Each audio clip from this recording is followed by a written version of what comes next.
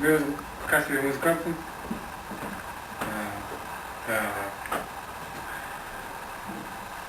Балалармен жұмыс істеп, балаларды сахнаға дайындаймын, әншілермен жұмыс істеймін, негізгі жұмысым сол. Интернет үшін қазақ тілінің тағдыр жөнінде сөз айтатын болсақ, өз басым мына кісінің айтқанына қосыламын.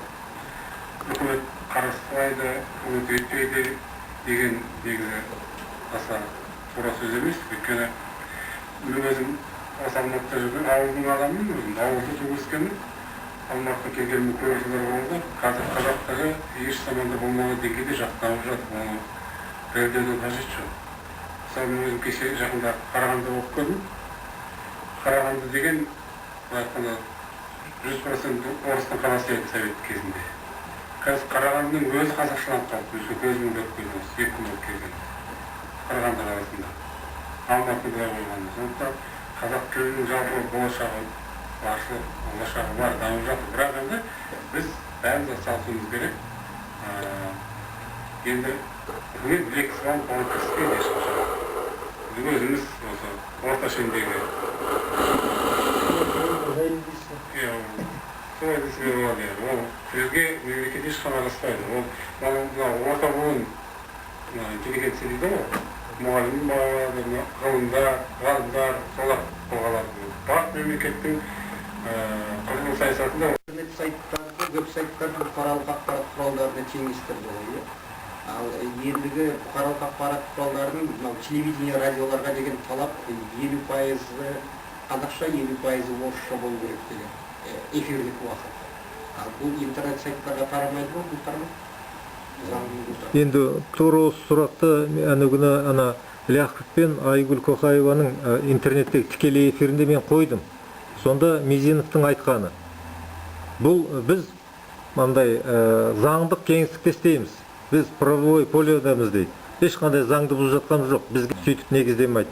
Бірақ енді былтырға өзгерістен кейін жаңағы сіз айтқан бақ құралы деп саналса, онда бақ құралдарына жаңағы 50-50 деген автомат түрде ену керек еді. Сонда біз талап ете аламыз. Ол заң жоқ болса да, егер халық талап етсе, қоғам талап етсе, заңды өзгереді ғой. Сондықтан мен тағы да айтам, бүкіл қоғам жаңағы мемлекеттік кез келген сайтта көрініс табу керек. Әйтпесе ол қазнетке кірмейді деген стандарт жасауымыз керек. Сол. Сонымен қатар осы алдағы уақытта осы дөңгелектердің видео нұсқасын және текстік нұсқаларын барлығын интернетке шығарып, осы туралы кеңінен хабарлайтын боламыз. Бұл дөңгелектерде бір шамалы ерекшелігіміз орысша пресс-релизін таратқанда астына дөңгелектер қазақ тілінде болып өтеді.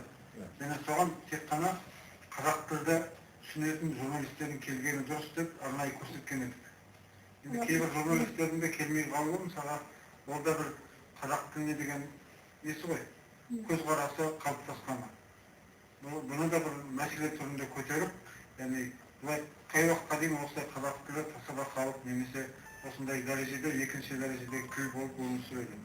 Себебі заңдық жағынан, тілдік жағынан алып қарасаңыз, ол мемлекеттік тіл, яғни бірінші орында тұруы керек тіл. Осындай жағдайда қай уақытта болады, интернетте болсын, өмірде болсын деп пікір қалыптастыруға болады. Барлығыңызға рахмет. Енді кішкене өткен жыл үшін алған кезде ауыз беріп адамдар көп болды, сондықтан мен ауызашар алып келіп едім. Рұқсат етсеңіздер біраз әңгімелесе тұрмыз да.